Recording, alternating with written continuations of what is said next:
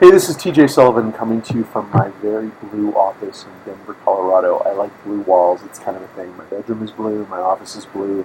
There you go. Something you didn't know about me. But that's not what you were asking, is it? Albert from University of Michigan Flint, who as part of the Ask Catalyst video series, said, what kind of tactics should I use to motivate members to do things? And what are certain incentives I should use? Okay, so Albert, with great respect, and at the risk of being completely self-serving, go get my book, Motivating the Middle. It's on Amazon. You can get it on Kindle. It's $10. Seriously, it's the whole point of the book. Okay, but I'm going to answer your question. I'm going to give you the nutshell here. Okay, first thing, you can't motivate other people to do things they don't want to do. Okay, if they aren't engaged with you, if they aren't engaged with your organization, you can try 100 things. I always say the single biggest mistake that college student leaders make is thinking that everybody else responds to the same things that motivate them, and it's not true, right? You might be motivated by this huge attachment to the mission of your organization or to the experiences you've had in the organization or that sort of thing, okay? But every person has their own relationship with your fraternity, sorority, organization, team, whatever, right? So you can't do that for them. They have to have that sense of engagement, right? Okay, so in the book I talk about top third members, middle third members, and bottom third members. Okay, your top third members are motivated by things like having leadership opportunities, titles, validation, awards, incentives, the things you're probably thinking of. Like, what are the things we can do for people to get them excited? Top third members get excited about that stuff. The T-shirts, the having an event that kicks ass. All those kind of things are things that top third student leaders like. So if you're talking about how do you motivate your officers and your very excited, fired up members, those type of things, you do all the things you're thinking of. Have fun. Lots of awards, give them things to do, put them on committees, all those kind of things. Okay. Now your middle third people, and this is the whole point of my book, is that middle third people are not motivated by that stuff. Middle third members don't come to your meeting worried about the agenda. They don't come to the intramural game because they are just desperate to win the championship. Middle third members come because your organization is positive.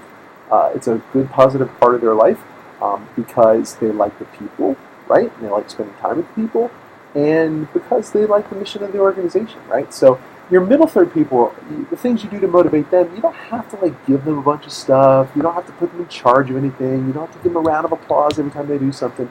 Middle third members, the big thing they want is to enjoy their time that they spend with the organization. So that means when you have a meeting, you got to make sure it's positive. You got to make sure people have a chance to interact with each other. That you're talking about things that are meaningful and interesting. Not boring crap that a bunch of reporting of boring crap that nobody cares about. You want to motivate those people. Go to them.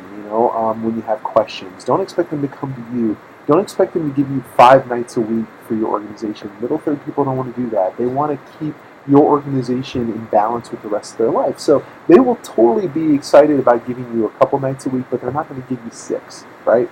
So, and then your bottom third people, these are people who are very disengaged from your organization, people who are kind of negative, people who don't seem to really be that into anything. What they want is to engage with your organization with the things they like. So you might have that member who really likes intramurals. Boy, when it's intramural basketball, he totally shows up. He's totally there. When you're giving him a jersey, he's totally motivated by that. But when you're talking about the educational programs or service, couldn't care less, right? So what I always say for those people is, the best incentive you can give those people is an opportunity to take part in the things they like and to be left alone. I mean, honestly, that's what they want. And so read the book, because I really talk a lot about this and how you have to have different levels of expectation for people who are engaged in your organization at different levels. So what incentives do you give? Give people what they want. Give people what motivates them, whether that's the award or the round of applause at your meeting or the opportunity to be assistant treasurer or whatever the hell it is. Your middle third people, give them a positive, fun experience when you're doing your service event. Make sure it's something cool, something interesting, something they're going to remember in a few years. And your bottom third people, your people who are not that engaged, just don't give them drama. Let them come to the things they want to come to. Smile. Don't be a jerk. Those kind of things. Leave them alone a little bit. Give them a pass. Don't expect them to be there 6 nights a week. And if you do those things, I think you'll find your motivation goes way up in your group. So, what incentives do you give? Well, read the book. That's what I wrote about for about 75 pages. is this stuff. So this is what I train on. So and if I can come to your campus and do a leadership program on motivating people based on their level of engagement, then call the Catalyst Agency because I'd love to come and help you guys. Okay? Thanks so much.